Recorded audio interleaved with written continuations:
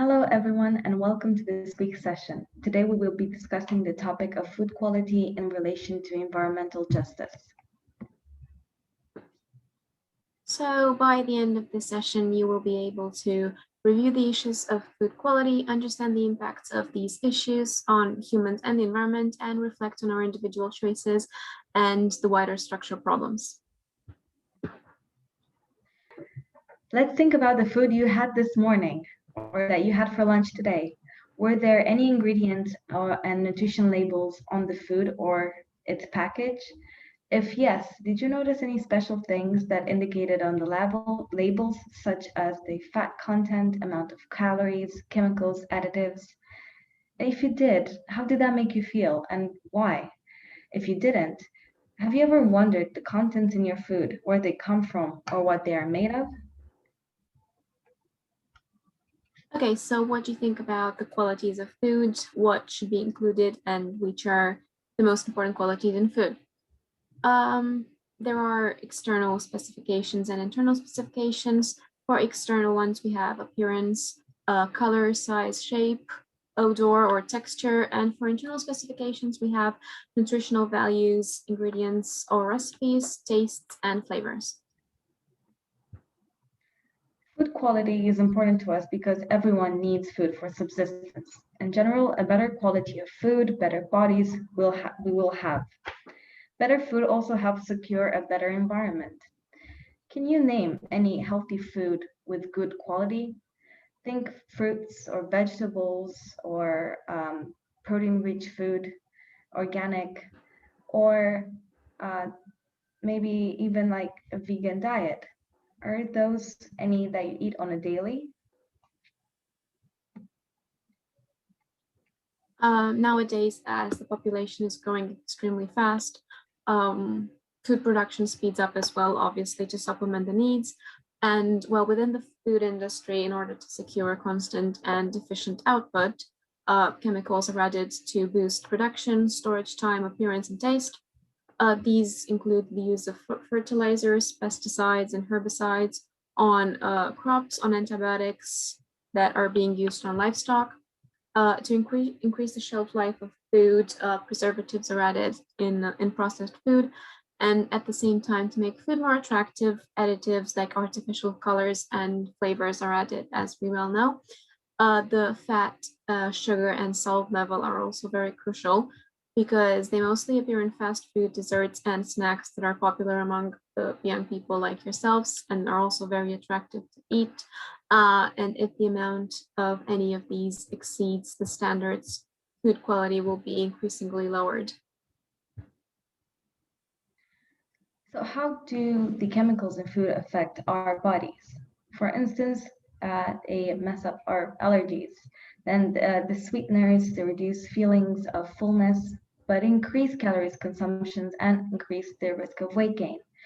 Preservatives and color enhancers increase the risk of cancer, disruption of thyroid hormones. And lastly, accumulated chemicals levels cause metabolic issues and increased mortality. Okay, so these alterations to food do not only have effects on our organisms, but also on the environment. So exactly how do these chemicals impact the environment? Basically, there are ecological effects on plants and animals. We have pesticides and herbicides, which lower the biodiversity in the fields. There are antibiotics. Other bacteria may thrive, affecting the eco balance. And by using a lot of antibiotics, there is an increasing resistance in livestock. Then there are damages to the soil, water, and the air and agriculture systems. Basically, chemicals cause oil pollution, soil bleaching, erosion, and loss of nutrients. Fertilizers, basically, they cause ocean and freshwater eutrophication, which means that the water becomes oversaturated with nutrients, which leads to algae infestations. And then fertilizers use also leads to release of greenhouse gases. After knowing the impact of low quality food on our bodies and the environment, we may ponder that we can choose to consume better food quality and buy organic and local products. Now, let's consider your healthy food options again. Do you usually consume these healthy foods? Compared to fast food or unhealthy food, how do you find them? Do you find them expensive? Where can you find the healthy food? And are they highly available in your community? And yes, obviously not everyone has the same food choices. Choices are not only determined by preference, and more often than not, some people do not have the choices to choose from various reasons. Here we are talking about something that is more structural and global, and that is the food access problem. We suggest that there are three major factors that contribute to food accessibility, and they are determined usually regionally. Um, Basically, we have economic capability, spatial and educational accessibility, and food security. And in the following slides, we will be going through each of these individually. Let's talk about economic capability first. This is probably the most obvious reason why not everyone has the same food choices. There is variation in household income. With lower purchasing power, a family may not be able to afford better or healthier, but more expensive food choices that we mentioned before. Also, different households spend different amounts on food. Some may spend less on food due to the burden of rent, utility bills, and other aspects that already cause a huge proportion of their income. Then we have spatial and educational accessibility.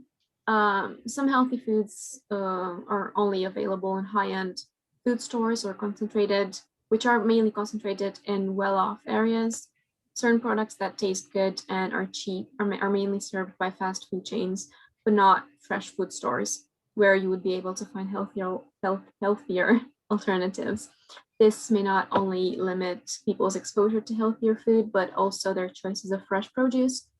Moreover, limited education about how mass food production damages the environment constrains people's understanding and awareness of these issues.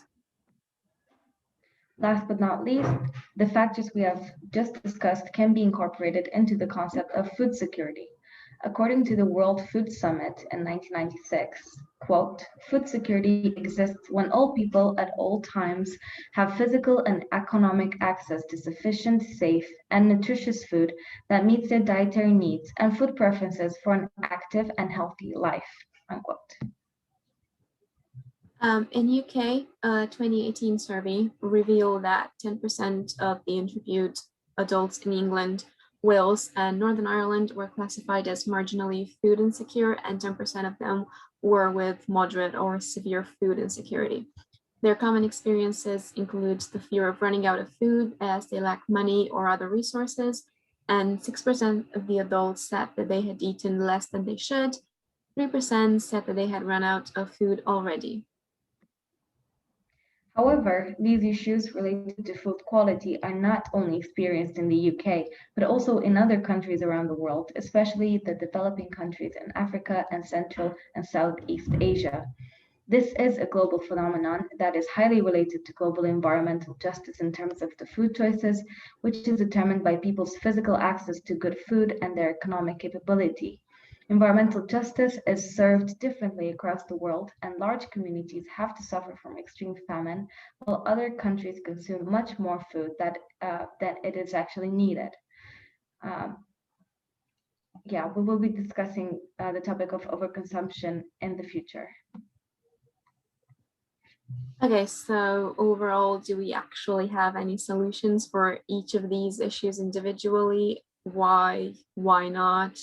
And what steps can we take to try to tackle the problems? Well, solutions can be found at different levels, such as individually within your respective communities, at the national level, or develop it into an international effort. But it's still a long way till this issue is solved. Yeah, I think this is all for today, and we will see you next week with a brand new topic. Bye. Bye.